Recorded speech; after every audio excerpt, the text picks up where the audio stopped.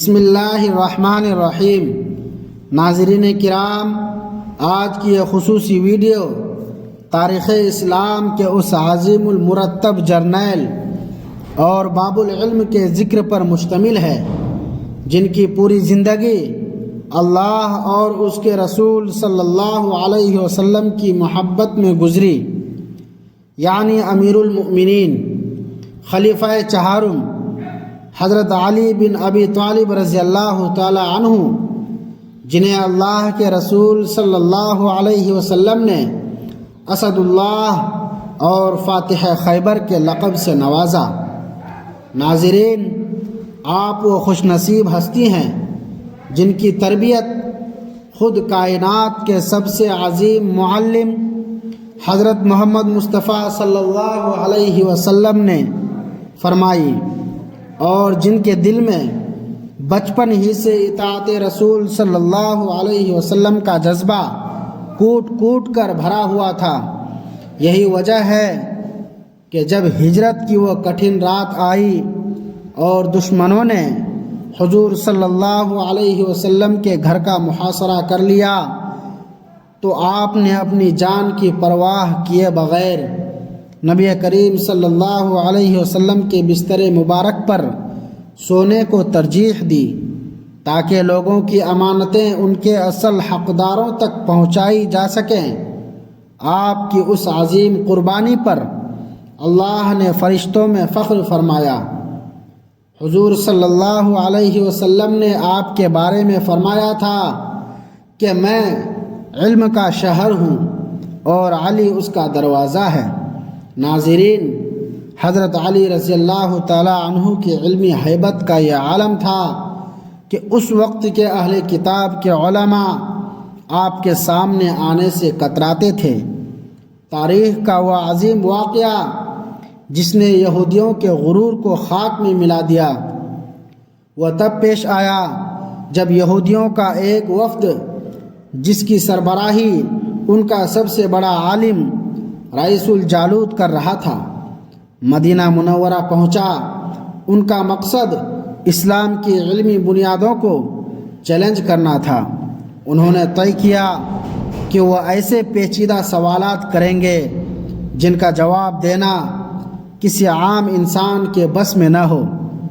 رئیس الجالوت پورے تکبر کے ساتھ حضرت علی رضی اللہ تعالی عنہ کے سامنے آیا اور کہنے لگا، اے علی، ہم نے سنا ہے کہ آپ کے پاس وہ علوم ہیں جو کسی اور پر واضح نہیں۔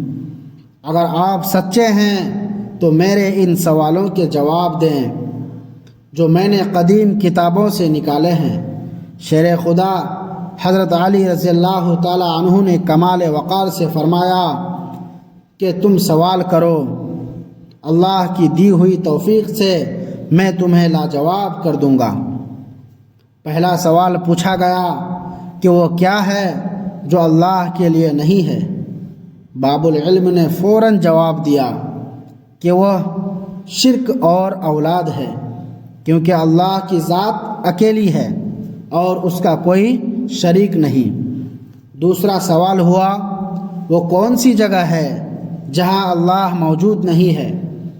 آپ رضی اللہ تعالی عنہ نے فرمایا کہ اللہ تعالی جگہ اور وقت کا خالق ہے، وہ ہر جگہ اپنی قدرت اور علم کے ساتھ موجود ہے، لیکن وہ کسی مادی جگہ میں اس طرح قید نہیں جیسے انسان ہوتے ہیں، کیونکہ وہ ہر جگہ کا خالق ہے اور اس کا علم کائنات کے ہر ذرے پر محیط ہے۔ پھر سوال ہوا، وہ کیا ہے جو اللہ کے قریب نہیں ہے؟ فرمایا، ظلم اور ناانصافی، کیونکہ اللہ سراپا عدل ہے اور وہ ظالموں کو ناپسند فرماتا ہے۔ پھر سوال ہوا، وہ کون سا چشمہ ہے جو زمین پر سب سے پہلے جاری ہوا؟ فرمایا، وہ چشمہ جو جنت سے نکلا اور جس سے زمین کو برکت ملی۔ پھر پوچھا گیا، وہ کون سا پتھر ہے جو سب سے پہلے زمین پر آیا؟ فرمایا، حجر اسود، جو جنت سے نازل ہوا اور جسے چومنا سنت محمدی صلی اللہ علیہ وسلم ہے۔ پھر سوال ہوا وہ کیا ہے جو گھٹتا بھی ہے اور بڑھتا بھی ہے؟ فرمایا چاند کی روشنی اور دن رات کی لمبائی۔ پھر پوچھا گیا وہ کیا ہے جو سانس لیتا ہے مگر اس میں روح نہیں ہے؟ آپ رضی اللہ تعالی عنہ نے قرآن کی آیت کی روشنی میں فرمایا وہ صبح کی ہوا ہے۔ پھر ایک سوال ہوا کہ وہ کون سی جگہ ہے جہاں سورج کی روشنی پوری تاریخ میں صرف ایک بار پڑی؟ فرمایا وہ سمندر کی تہ کا وہ راستہ ہے جو اللہ کے حکم سے حضرت موسیٰ علیہ السلام کے لیے کھلا تھا، وہاں سورج کی روشنی پڑی اور پھر وہ راستہ ہمیشہ کے لیے بند ہو گیا۔ پھر سوال ہوا وہ کون سا بے جان ہے جس سے اللہ نے کلام کیا؟ فرمایا حضرت موسیٰ علیہ السلام کا عصا جو معجزہ بن کر کلام الہی کا گواہ بنا۔ پھر سوال ہوا وہ کون سی بے جان سواری ہے جس نے بیت اللہ کا طواف کیا؟ فرمایا حضرت نوح علیہ السلام کی کشتی جو طوفان کے دوران کعبہ کے گرد سے گزری۔ رئیس الجالوت یہ جوابات سن کر دنگ رہ گیا اور پوچھا اے علی آپ اتنی تیزی اور یقین سے جواب کیسے دیتے ہیں؟ آپ رضی اللہ تعالی عنہ نے اس کے ہاتھ کی طرف اشارہ کر کے پوچھا تمہارے ہاتھ میں کتنی انگلیاں ہیں؟ اس نے کہا 5۔ آپ رضی اللہ تعالی عنہ نے فرمایا تمہیں یہ جواب دینے میں دیر کیوں نہیں لگی؟ اس نے کہا کیونکہ یہ حقیقت میرے سامنے ہے۔ حضرت علی رضی اللہ تعالی عنہ نے فرمایا کہ جتنا یقین تمہیں اپنی انگلیوں کے ہونے پر ہے اس سے کہیں زیادہ یقین مجھے اللہ کے عطا کردہ حقائق پر ہے۔ یہ سن کر وہ تمام یہودی پکار اٹھے کہ بے شک آپ حق پر ہیں، اور سب نے کلمہ پڑھ کر اسلام قبول کر لیا۔ ناظرین، حضرت علی رضی اللہ تعالیٰ عنہ کی زندگی عدل و انصاف کی وہ روشن مثال ہے جس کی نظیر پوری دنیا میں نہیں ملتی۔ ایک مرتبہ 3 بھائیوں کے درمیان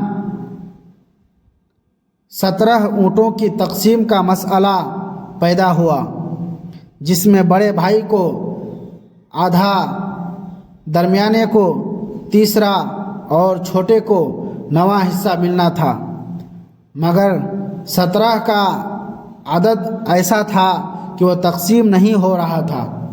آپ رضی اللہ تعالی عنہ نے اپنی عقل و فہم سے ایک اونٹ عارضی طور پر شامل کر کے کل 18 کر دیے۔ بڑے کو 9 دیے، درمیانے کو 6 اور چھوٹے کو 2 دیے۔ اس طرح 9 اور 6 اور 2 مل کر کل 17 ہو گئے، اور آپ رضی اللہ تعالی عنہ نے اپنا اونٹ واپس لے لیا۔ سب لوگ یہ دیکھ کر حیران رہ گئے۔ حضرت علی رضی اللہ تعالی عنہ کی شجاعت کا یہ عالم تھا کہ جنگ خیبر کے موقع پر جب بڑے بڑے بہادر ناکام ہو رہے تھے تو نبی کریم صلی اللہ علیہ وسلم نے جھنڈا آپ کے ہاتھ میں دیا، اور اللہ نے آپ کے ہاتھوں وہ قلعہ فتح کرایا جس کا دروازہ کئی مرد مل کر بھی نہیں ہلا سکتے تھے۔ آپ کی سخاوت کا یہ حال تھا کہ آپ نے حالت رکوع میں سائل کو انگوٹھی دے دی، جس پر اللہ نے آپ کی شان میں آیت نازل فرمائی۔ آپ خلیفہ وقت ہو گئے۔ آپ خلیفہ وقت ہو کر بھی پیوند لگے کپڑے پہنتے اور کھجوروں پر گزارا کرتے تھے۔ آپ نے فرمایا کہ اے دنیا، تو کسی اور کو دھوکہ دے، میں نے تجھے چھوڑ دیا ہے۔ آپ کے اقوال حکمت کا سمندر ہیں۔ آپ نے فرمایا کہ جاہل کے سامنے خاموش رہنا علم کی زکوٰۃ ہے، اور مظلوم کی بددعا سے ڈرو، کیونکہ اس کے اور اللہ کے درمیان کوئی پردہ نہیں ہوتا۔ ناظرین، حضرت علی کی پوری زندگی ہمیں یہ سکھاتی ہے کہ سچا مومن وہ ہے جو علم بھی رکھتا ہو اور بہادری بھی، جو غریبوں کا ہمدرد ہو اور ظالم کا دشمن۔